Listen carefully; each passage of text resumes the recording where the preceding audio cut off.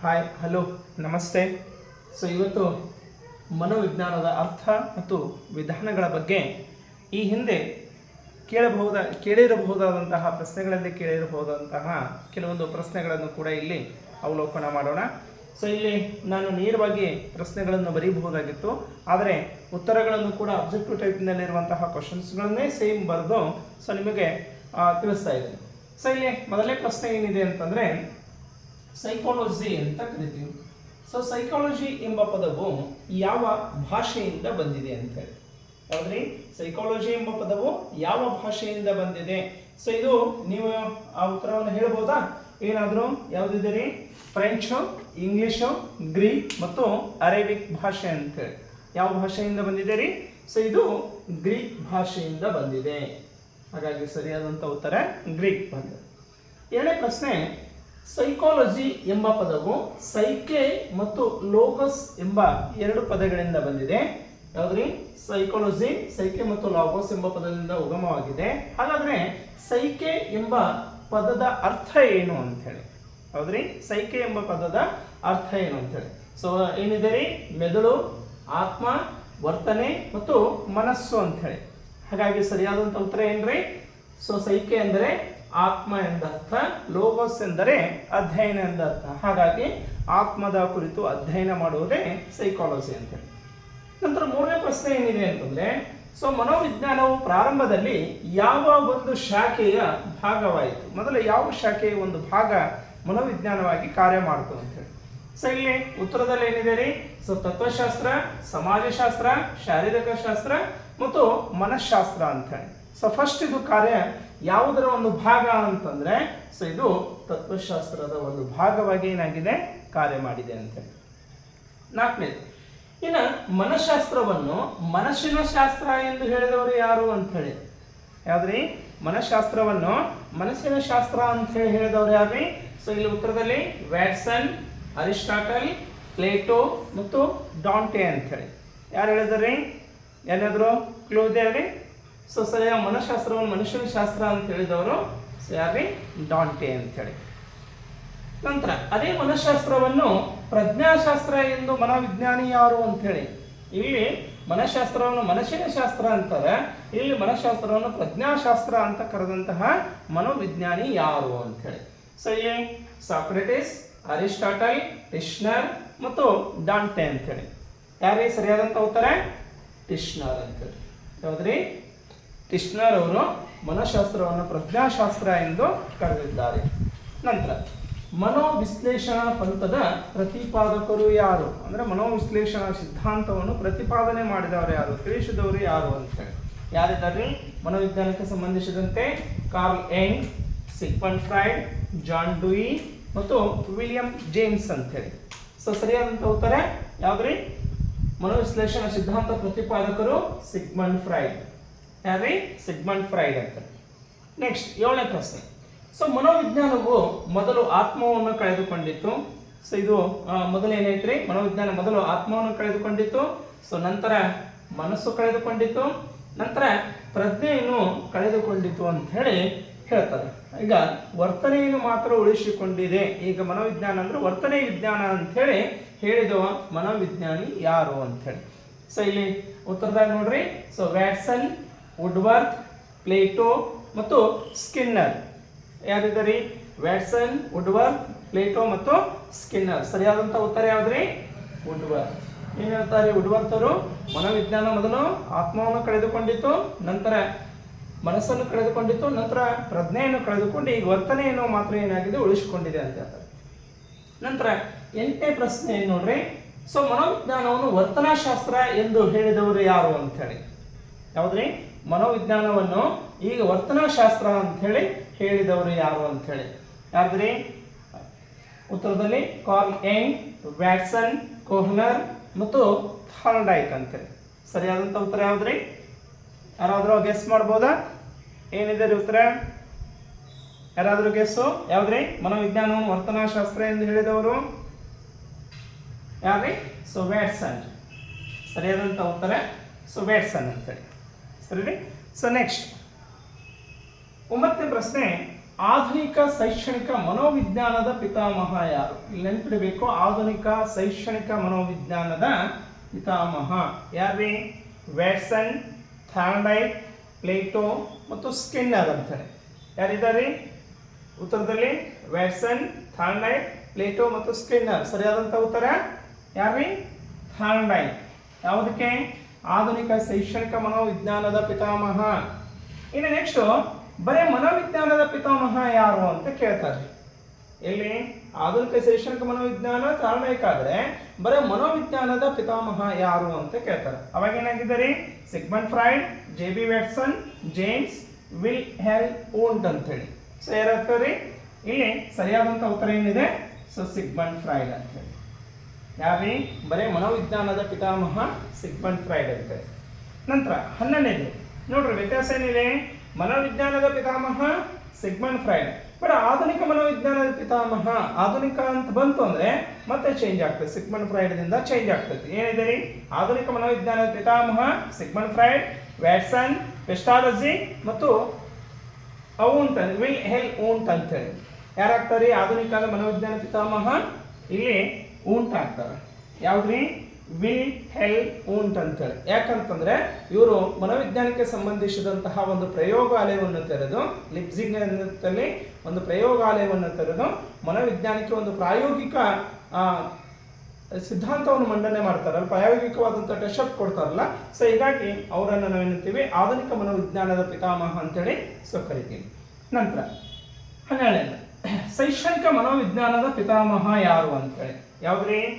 ಇಲ್ಲಿ ಆಧುನಿಕ ಬಂದಿದೆ, ಬರೇ ಶೈಕ್ಷಣಿಕ ಮನೋವಿಜ್ಞಾನದ ಪಿತಾಮಹ ಯಾರು ಅಂತೇಳಿ. ಸೊ ಇಲ್ಲಿ ಪೆಸ್ಟಾಲಜಿ, ಥಾರ್ನ್ಡೈಕ್, ವೂಂಟ್ ಮತ್ತು ಜೇಮ್ಸ್ ಅಂತೇಳಿ ಯಾರಾಗ್ತಾರ್ರಿ? ಶೈಕ್ಷಣಿಕ ಮನೋವಿಜ್ಞಾನ ಪಿತಾಮಹ ಇಲ್ಲಿ ಪೆಸ್ಟಾಲಜಿ ಅವರು ಆಗ್ತಾರೆ. ಯಾವ್ದ್ರಿ? ಸೊ ಪೆಸ್ಟಾಲಜಿ ಅವರು. ಯಾಕಂದ್ರೆ ಇವರು ಮನೋವಿಜ್ಞಾನಕ್ಕೆ ಸಂಬಂಧಿಸಿದಂತಹ ಒಂದು ಶಿಕ್ಷಕರ ತರಬೇತಿ ಶಾಲೆಯನ್ನು ತೆರೆಯುವುದರ ಮುಖಾಂತರ ಮನೋವಿಜ್ಞಾನಕ್ಕೆ ಒಂದು ಸ್ಪಷ್ಟವಾದಂತಹ ರೂಪವನ್ನು ಕೊಡ್ತಾರೆ. ಸೊ ಹೀಗಾಗಿ ಶೈಕ್ಷಣಿಕ ಮನೋವಿಜ್ಞಾನದ ಪಿತಾಮಹ ಅಂತ ನಾವು ಯಾರನ್ನು ಕರಿಬಹುದು? ಪೆಸ್ಟಾಲಜಿ ಅಂತೇಳಿ. ಇನ್ನು ಇಲ್ಲಿ 4 ಪಾಯಿಂಟ್ಸ್ಗಳನ್ನು ಸ್ವಲ್ಪ ಗಮನಿಸಬೇಕು. ಏನಂದ್ರೆ ಮನೋವಿಜ್ಞಾನದ ಪಿತಾಮಹ ಸಿಗ್ಮಂಡ್ ಫ್ರಾಯ್ಡ್, ಆಧುನಿಕ ಮನೋವಿಜ್ಞಾನದ ಪಿತಾಮಹ ಯಾರ್ರಿ? Wilhelm Wundt. ಮತ್ತೆ ಶೈಕ್ಷಣಿಕ ಮನೋವಿಜ್ಞಾನ ಪಿತಾಮಹ ಯಾರು? ಪೆಸ್ಟಾಲಜಿ. ಬಟ್ ಆಧುನಿಕ ಶೈಕ್ಷಣಿಕ ಮನೋವಿಜ್ಞಾನ ಪಿತಾಮಹ ಥಾರ್ನ್ಡೈಕ್ ಅಂತೇಳಿ. ಇನ್ನು ಇವರು 4 ಜನ ಆದ್ಮೇಲೆ ಇನ್ನು ಭಾರತದ ಬಗ್ಗೆ ಬರುತ್ತೆ. ಯಾವ್ದ್ರಿ? ಭಾರತೀಯ ಆಧುನಿಕ ಮನೋವಿಜ್ಞಾನದ ಪಿತಾಮಹ ಯಾರು ಅಂತ ಪ್ರಶ್ನೆ ಬರ್ತದೆ. ಯಾರು ಬರೀ ಇಲ್ಲಿ ಅವ್ರು ಯಾರು ಪ್ರಶ್ನೆ ಉತ್ತರ ಇಲ್ಲ. ಆದ್ರೂ ಕೂಡ ಏನಿದೆ ರೀ? Narendranath Sen Gupta, professor G Bose, doctor S Radhakrishnan ಮತ್ತು ಪತಂಜಲಿ ಅಂತೇಳಿ. ಯಾರಿಗೆ ಸರಿಯಾದಂಥ ಉತ್ತರ? ಸೊ ಯಾರ್ರಿ? ನರೇಂದ್ರನಾಥ್ ಸೇನ್ ಗುಪ್ತಾ ಅವರೇನಾಗ್ತಾರೆ? ಭಾರತೀಯ ಆಧುನಿಕ ಮನೋವಿಜ್ಞಾನದ ಪಿತಾಮಹ ಅಂತೇಳಿ ಸೊ ಕರೀತಾರೆ. ಹೀಗಾಗಿ ಸೊ ಇದಿಷ್ಟನ್ನು ಬರೆದುಕೊಳ್ರಿ. ನೆಕ್ಸ್ಟ್ ಮತ್ತೆ ಕಂಟಿನ್ಯೂ ಮಾಡೋಣ ಅಂತ. 13 ಪ್ರಶ್ನೆಗಳನ್ನು ಕೂಡ ಸೊ ಬರೆದುಕೊಳ್ರಿ.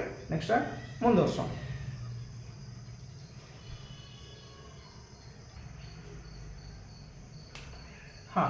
ನೆಕ್ಸ್ಟ್ 14ನೇ ಪ್ರಶ್ನೆ ಏನಿದೆ ರೀ? ವಿಲ್ಹೆಲ್ಮ್ ವೂಂಟ್ ರವರು ಯಾವಾಗ ಎಲ್ಲಿ ಮೊಟ್ಟ ಮೊದಲ ಮನೋವೈಜ್ಞಾನಿಕ ಪ್ರಯೋಗಾಲಯ ಲ್ಯಾಬ್ರೋಟರಿ ಅಂತ ಕರಿತೀವಿ ಸೊ ಪ್ರಾರಂಭಿಸಿದರು ಅಂತೇಳಿ. ಸೊ ಕೆಳಗಿನ ಉತ್ತರದಲ್ಲಿ 1979 ಫ್ರಾನ್ಸ್, 1879 ಜರ್ಮನಿ, 1979 ಜರ್ಮನಿ ಮತ್ತು 1879 ಫ್ರಾನ್ಸ್ ಅಂತಿದೆ. ಸರಿಯಾದಂಥ ಉತ್ತರ ಯಾರಾದರೂ ಹೇಳ್ಬೋದಾ? ಸೊ ಏನಿದೆ ರೀ? ಸೊ ಜರ್ಮನಿಯಲ್ಲಿ 1979 ಜರ್ಮನಿಯಲ್ಲಿ ಲಿಪ್ಜಿಗ್ ಎನ್ನ ಒಂದು ಪ್ರದೇಶದಲ್ಲಿ ಏನು ಮಾಡ್ತಾರೆ ಅಂದರೆ ಸೊ ಪ್ರಯೋಗಶಾಲೆಯನ್ನು ತೆರೀತಾರೆ. ಸೊ ನಂತರ 15ನೇ ಪ್ರಶ್ನೆ, ಕೆಳಗಿನ ಯಾವ ವಿಧಾನವು ಮನೋವಿಜ್ಞಾನಕ್ಕೆ ಒಂದು ವಿಜ್ಞಾನದ ತಳಹದಿಯನ್ನು ಕೊಡ್ತು ಅಂತೇಳಿ, ದೊರಕಿಸಿಕೊಡ್ತು ಅಂತೇಳಿ. ಸೊ ಈಗಾಗಲೇ ಮನೋವಿಜ್ಞಾನಕ್ಕೆ ಒಂದು ವಿಜ್ಞಾನದ ತಳಹದಿಯನ್ನು ಕೊಟ್ಟಿದ್ದು ಯಾವುದು ಅಂತಂದ್ರೆ ನಾವು ನೀವು ನೋಡೋದು ಹಾಗೆ ಒಂದು ಪ್ರಾಯೋಗಿಕ ವಿಧಾನ ಅಂತ ಕರಿತೀವಿ. ಯಾಕಂದ್ರೆ ಪ್ರಯೋಗದ ಮುಖಾಂತರ ಒಂದು ವೈಜ್ಞಾನಿಕ ವಿಧಾನದ ತಳಹದಿಯನ್ನು ಕೊಟ್ಟಿದ್ದು ಯಾವುದು ಅಂತಂದ್ರೆ ಪ್ರಾಕ್ಟಿಕಲ್ ಮೆಥಡ್ ಅಂತ ಕರಿತೀವಿ. ಸೈಕಾಲಜಿಗೆ ಪ್ರಾಕ್ಟಿಕಲ್ ಮೆಥಡ್ ಅಂತ. ಇನ್ನು ನೆಕ್ಸ್ಟ್ ಅಂತರಾವಲೋಕನ ವಿಧಾನವನ್ನು ಪ್ರತಿಪಾದಿಸಿದವರು ಯಾರು? ಯಾವುದೇ ಅಂತರಾವಲೋಕನ, ಇನ್ಸೈಟ್ ಲರ್ನಿಂಗ್ ಅಂತ ಹೇಳಿ ಕರಿತೀವಿ. ಅಂದ್ರೆ ಅಂತರಾವಲೋಕನ ಅಂತಂದ್ರೆ ಸೊ ಯಾರು ಮಾಡಿದ್ರಿ?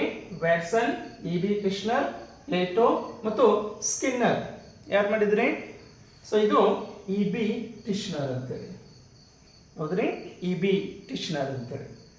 ನಂತರ 17ನೇ ಪ್ರಶ್ನೆ, ಮಾನಸಿಕ ಕ್ರಿಯೆಗಳು 3 ಹಂತಗಳಲ್ಲಿ ನಡೆಯುತ್ತದೆ ಎಂದು ಪ್ರತಿಪಾದಿಸಿದಂತಹ ವಿಜ್ಞಾನಿ ಯಾರು ಅಂತೇಳಿ.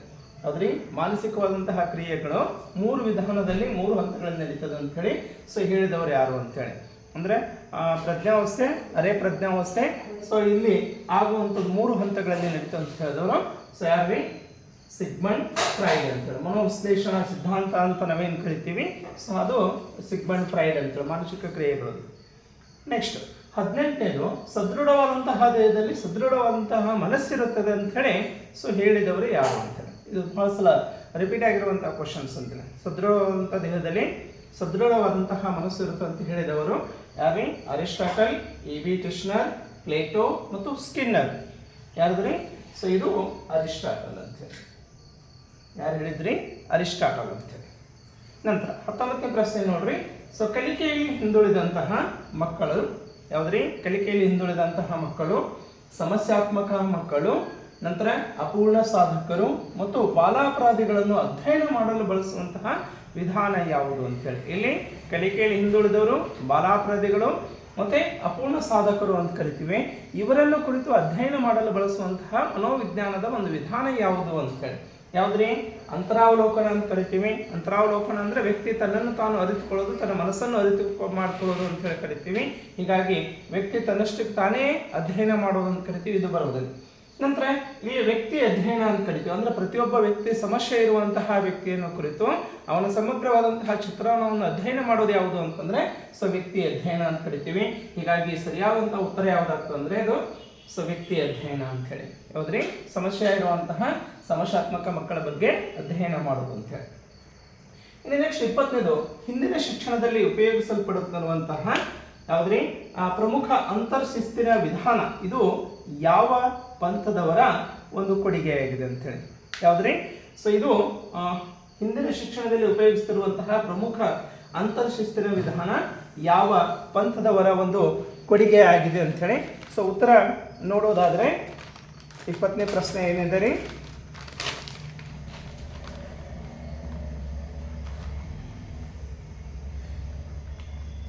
ಗೆಸ್ಟಾಲ್ಟ್ ಪಂಥ ಅಂತ ಹೇಳಿ. ಯಾವ್ದ್ರಿ? ಸರಿಯಾದಂತ ಉತ್ತರ ಗೆಸ್ಟಾಲ್ಟ್ ಅಂತ ಹೇಳಿ. ಸರಿಯಾದಂತ ಉತ್ತರ ಗೆಸ್ಟಾಲ್ಟ್ ಅಂತ ಹೇಳಿ. ನೆಕ್ಸ್ಟ್ 21ನೇ ಪ್ರಶ್ನೆ ನೋಡೋಣ. ಕೆಳಗಿನವುಗಳಲ್ಲಿ ತಪ್ಪಾದಂತಹ ಜೋಡಿಯನ್ನು ಗುರುತಿಸಿ ಅಂತ ಹೇಳಿ. ಯಾವುದು ತಪ್ಪಾಗಿದೆ ಅಂತ ಹೇಳಿ, ಯಾವ ವಿಧಾನ ಯಾವ ವ್ಯಕ್ತಿಯಿಂದ ತಪ್ಪಾಗಿದೆ ಅಂತ. ಸೊ ಇಲ್ಲಿ ಪ್ರಾಯೋಗಿಕ ವಿಧಾನ, ಸೊ ಇಲ್ಲಿ ವಿಲ್ ಹೆಲ್ಮ್ ಊಂಟ್ ಅಂತ ಕರಿತೀವಿ. EB ಟಿಶ್ನರು ವ್ಯಕ್ತಿ ಅಧ್ಯಯನ ಅಂತ ಕರಿತೀವಿ. ಸಿಗ್ಮಂಡ್ ಫ್ರೈಡ್ ಮನೋವಿಶ್ಲೇಷಣಾ ವಿಧಾನ ಅಂತೇಳಿ. JB ವ್ಯಾಟ್ಸನ್ ವಿಶ್ನ ವಿಧಾನ. ಸೊ ಇಲ್ಲಿ ಪ್ರಾಯೋಗಿಕ ಈಗಾಗಲೇ ನೋಡೋದು ಹಾಗಾದ್ರೆ ಸೊ ವಿಲ್ ಹೆಲ್ಮ್ ಊಂಟ್ ಅವ್ರು ಏನಾಗ್ತಾರೆ? ಪ್ರಾಯೋಗಿಕ ವಿಧಾನವನ್ನು ಪರಿಚಯಿಸಿದವರು ಅಂತ ಕರಿತೀವಿ.